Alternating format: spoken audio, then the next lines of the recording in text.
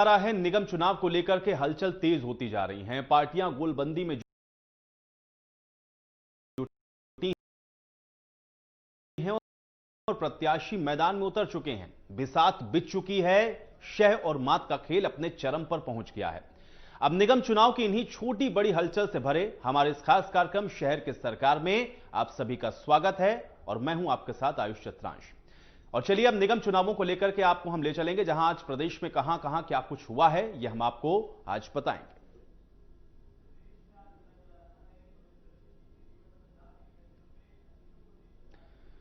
तो अलवर के नीमराणा में कहां कौन जीतेगा, जनता का भरोसा किस पर है, यह हम सब आज आपको बताने वाले हैं। लेकिन अब शहर के अंदर अब सरकार को लेकर के जो चुनाव होना है उस पे जो कवायद हैं वो इस वक्त देखने को मिल रही हैं। अब अलवर के नीमराणा में बीजेपी नेता राजेंद्र राठौर ने मीडिया से बात करते हुए प्रदेश सरकार पर जमकर निशाना साधा है और निगम चुनाव पर बोलते हुए उन्होंने ये कहा कि बीजेपी निगम के चुनाव में जीत को दर्ज करेगी, जनमत कांग्रेस के खिलाफ ही आएगा।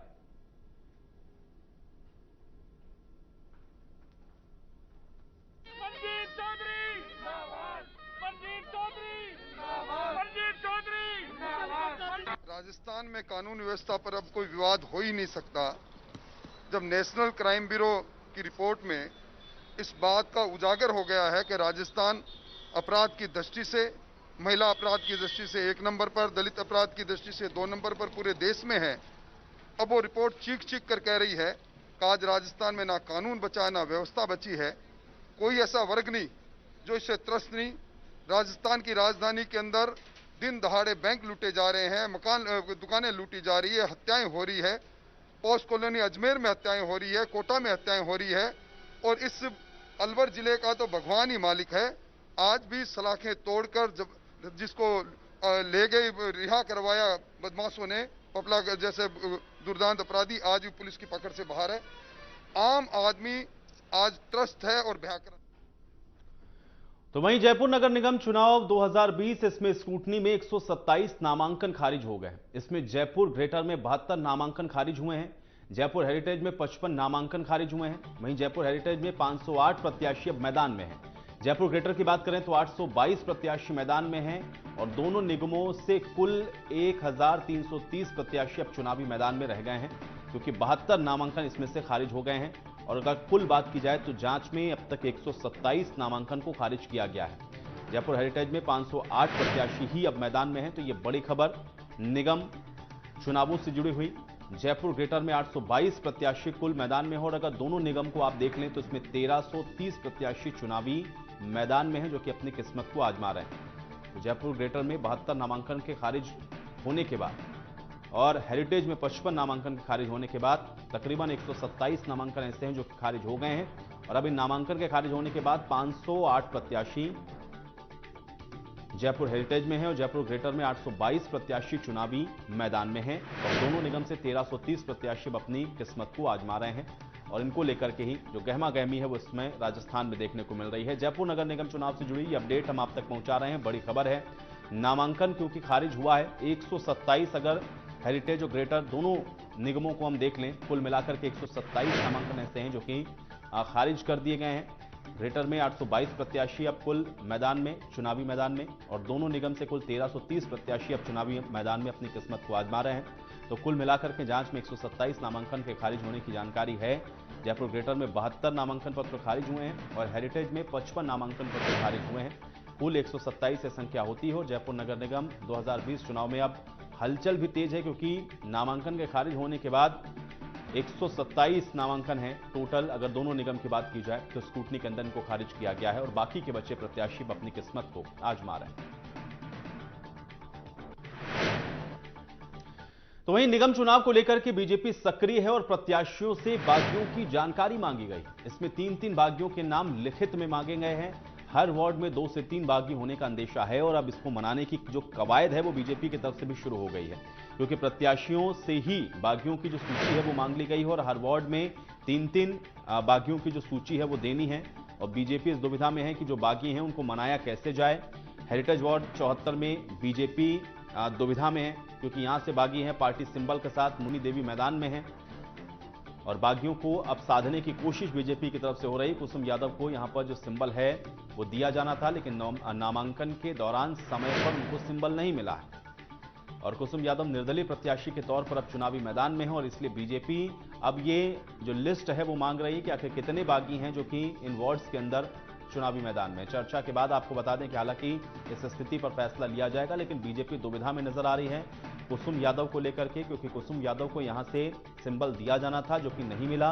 नामांकन के दौरान समय पर उनको सिंबल नहीं दिया गया, जिसकी वजह से निर्दलीय के तौर पर अब ये चुनाव मैदान में उतरी हैं कुसुम यादव और इनको लेकर के अब ये चर्चा हो रही है कि इनको साधने की कोशिश यहां पर जरूर हो रही है, क्योंकि स्थानीय नेता स्थानीय स्तर पर बातचीत कर रहे हैं और ये बागी कहीं ना कहीं नुकसान भी पहुंचा सकते हैं इन पार्टियों को। तो ऐसे में अब चर्चा के बाद इस पर फैसला क्या लिया जाता है ये भी देखना होगा, लेकिन कुसुम यादव को चूंकि सिंबल नहीं दिया गया इसलिए अब वो चुनावी मैदान में निर्दलीय तौर पर ही उतरी हुई हैं और ऐसे में बीजेपी कैसे इनको मनाती है, कैसे इनको साधती है, ये देखना बेहद अहम होगा। नगर निगम चुनाव 2020 से जुड़ी हुई ये बड़ी जानकारी है। बीजेपी सक्रिय है और अब बागियों को मनाने में और बागियों को साधने में लगी है बीजेपी और उनकी जानकारी इसीलिए बीजेपी की तरफ से मांगी गई है कि जो जानकारी है वो उन बागियों को लेकर के दी जाए और हर वार्ड स्तर पे 3-3 नामों को मांगा गया है कि हर वार्ड पर यह बताया जाए कि 3 ऐसे कौन से नाम हैं जो कि बागी हुए हैं, इसकी लिस्ट मांग रही है। और वार्ड 74 की अगर बात करें हेरिटेज में तो यहां पर पार्टी सिंबल के साथ मुन्नी देवी मैदान में है, जबकि कुसुम यादव को यह टिकट मिलना था। ये सिंबल उनको आखिरी समय तक नहीं दिया गया, जिसके बाद कुसुम यादव मुन्नी देवी के ही खिलाफ निर्दलीय तौर पर चुनावी मैदान में उतर आई हैं। इसलिए यहां का मुकाबला भी बहुत दिलचस्प है और अपनी ही पार्टी के लिए यह खतरनाक और घातक साबित हो सकती है। इसलिए स्थानीय नेताओं के साथ बातचीत करके इस दुविधा को हटाने की कोशिश में बीजेपी लगी है।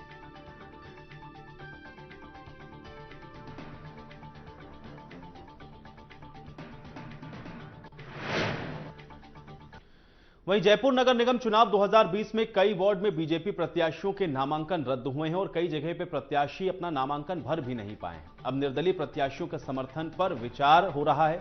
इसमें ग्रेटर नगर निगम के 3 वार्ड में नामांकन रद्द हुए हैं। इसमें वार्ड 45 में पूनम कंवर, वार्ड 58 में महेंद्र यादव, वार्ड 134 में रघुनाथ नरेडी का नामांकन रद्द हो गया है। हेरिटेज के 2 वार्ड में है ऐसे वार्ड हैं जिसमें नामांकन नहीं भरा गया है। इसमें वार्ड 6 और 7 में प्रत्याशी अपना नामांकन ही नहीं कर पाए।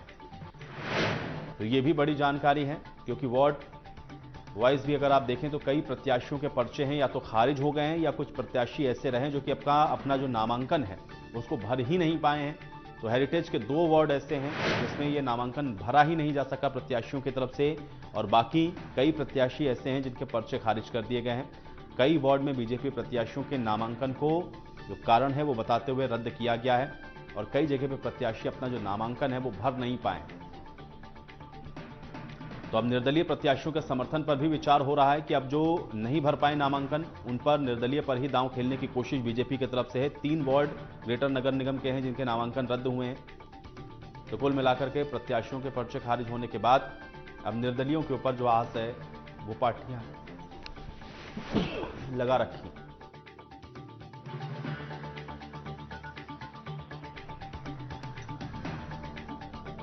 तो अब निर्दलीय प्रत्याशियों के समर्थन पर विचार हो रहा है। कई प्रत्याशियों के पर्चे खारिज हो गए हैं। ग्रेटर नगर निगम में 3 वार्ड में जो नामांकन है उनको रद्द किया गया है और अब निर्दलियों के समर्थन पर भी विचार ये पार्टियां कर रही हैं, क्योंकि नामांकन रद्द होने के बाद अब कोई रास्ता बचा नहीं है। इसलिए जो निर्दलीय हैं या फिर जो नाराज हुए जिनको टिकट नहीं मिला वो अगर अपनी तरफ से चुनावी मैदान में है तो पार्टियां अब उनको सपोर्ट करने की कोशिश में है और इसी जुगत में बीजेपी भी अब नजर आ रही है।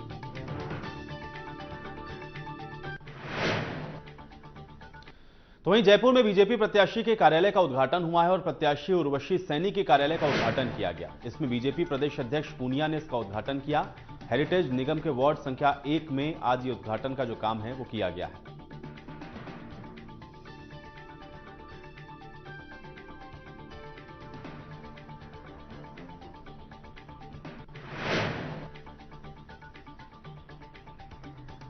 तो नगर निगम चुनाव के रण में अब कार्यालयों का भी उद्घाटन हो रहा है। बीजेपी प्रत्याशी के कार्यालय का उद्घाटन किया गया है। प्रत्याशी उर्वशी सैनी के कार्यालय का उद्घाटन आज किया गया।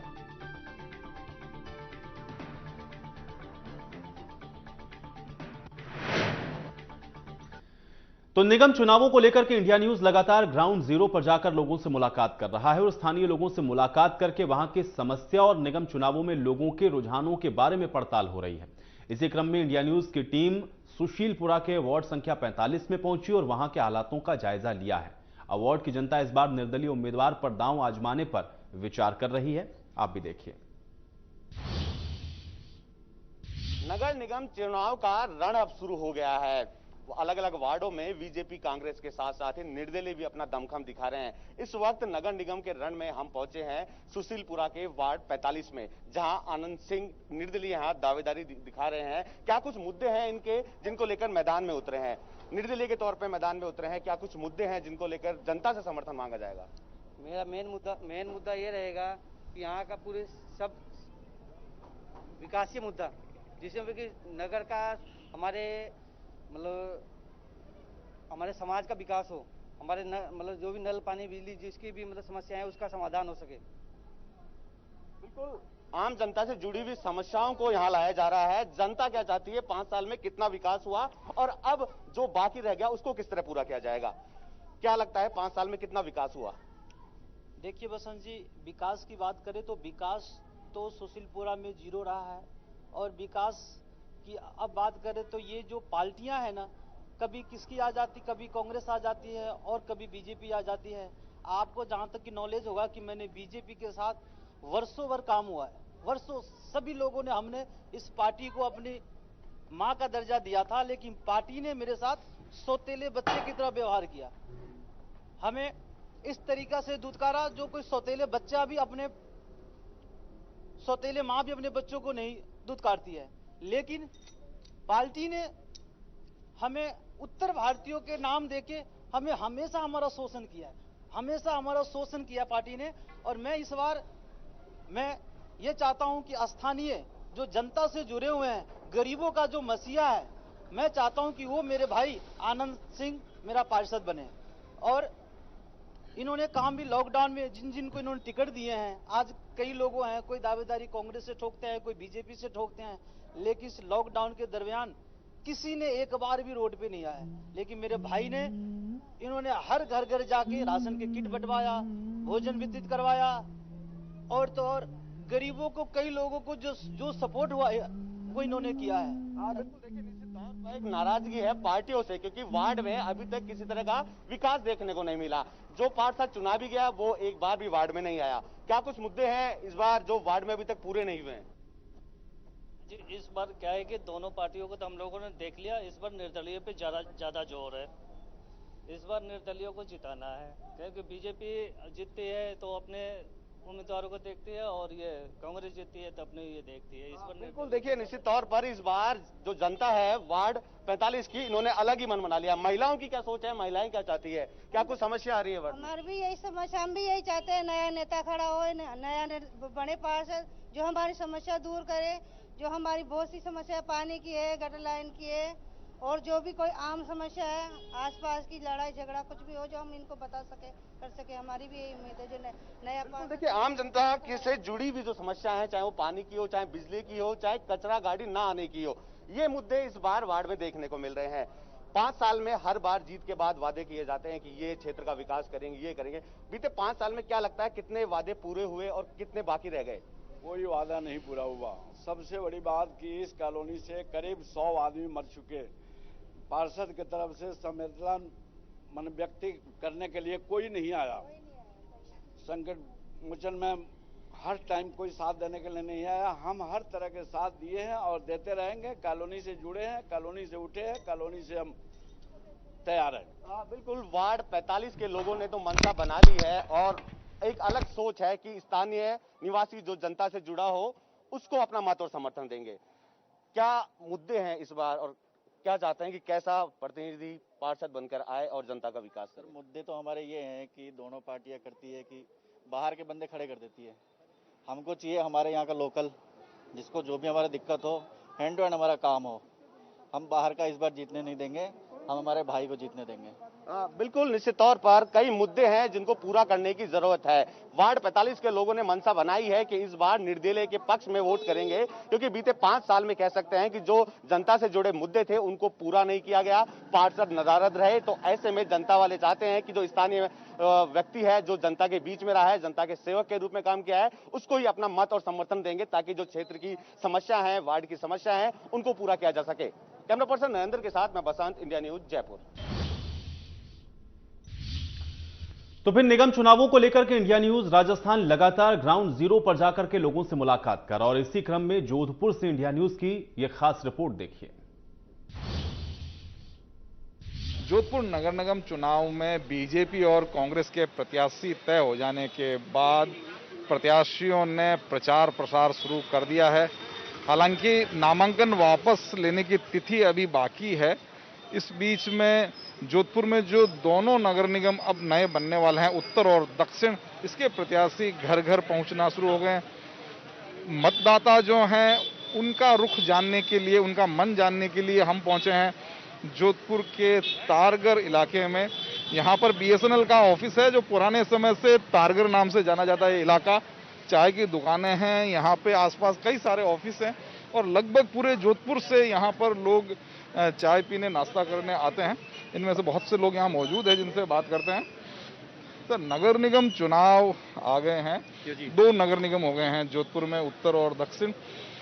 चुनाव होंगे, 160 प्रत्याशी चुनेंगे। आप भी किसी वार्ड में रहते होंगे जहाँ जन समस्याएं होगी, कुछ काम है नगर निगम के, सफाई, बिजली, पानी जैसे। तो आपको क्या लगता है कि कैसा प्रत्याशी होना चाहिए? अभी तक जो प्रत्याशी थे या जो नगर निगम का बोर्ड था, उससे आप संतुष्ट हैं कि नहीं? देखिए, मेरा मानना ऐसा है कि प्रत्याशी कोई भी हो, लेकिन ऐसा है कि जो अपना कमिटमेंट का पक्का हो। बात ऐसा है कि आने से पहले और आने के बाद में जो पर्सनैलिटी में फ़र्क आ जाता है, तो सबसे बड़ा एक चैलेंज आ जाता है। हमें प्रत्याशी वो चाहिए जो कि सिर्फ मेरे लिए नहीं है, अपने खुद के लिए नहीं, अपने पूरी सोसाइटी के लिए सहयोग करे और अपने वर्डिंग्स पे कमिटमेंट रहे। ऐसा ना हो कि जो वोटिंग करने से पहले जो वादे इरादे किए जाते हैं, उनको एक अलग तरीके से रखे और जीतने के बाद अलग तरीके से रखे। मेरा 40 साल का एज हो गया है, मैं ऑलमोस्ट सारे एक्सपीरियंस देख चुका हूँ कि राजनीति हर लेवल पर एक जैसी लेवल पर आ जाती है।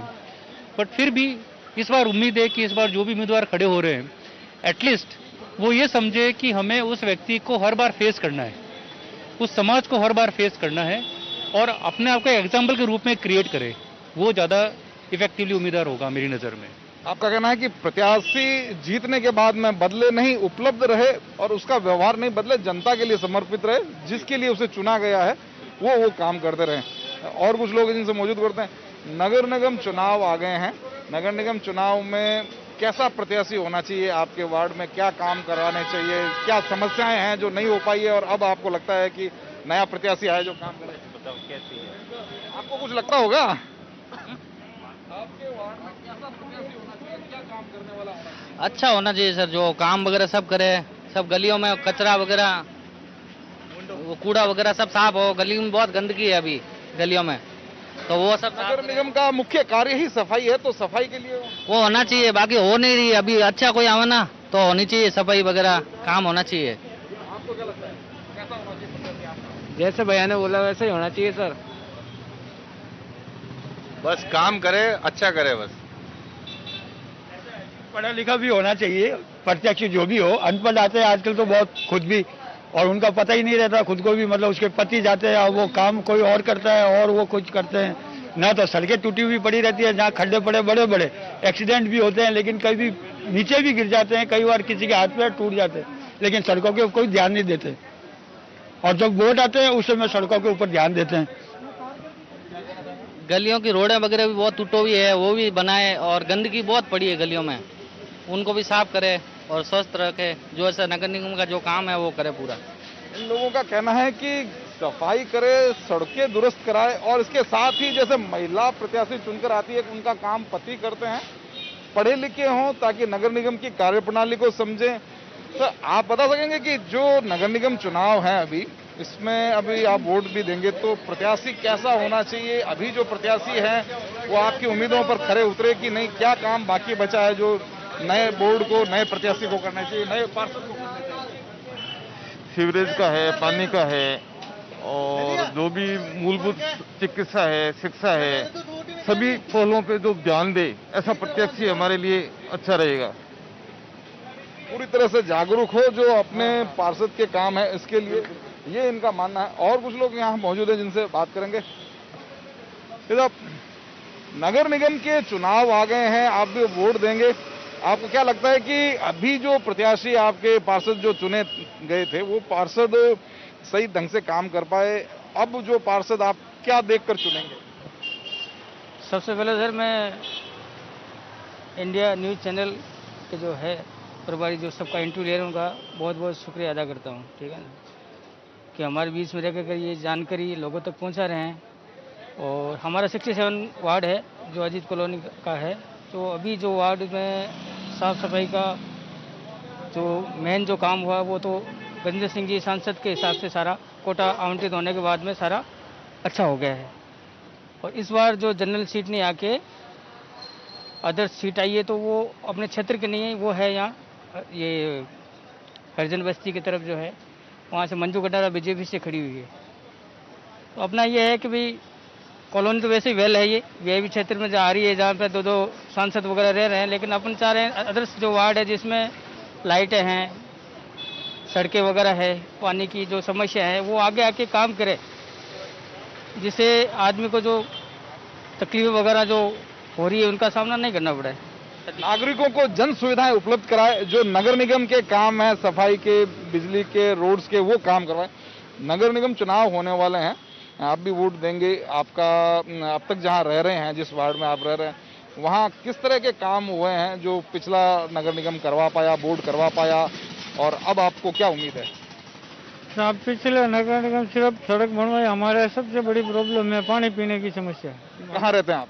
सराफा बाजार मिर्च से सोनारा की कहते 30 नंबर वार्ड।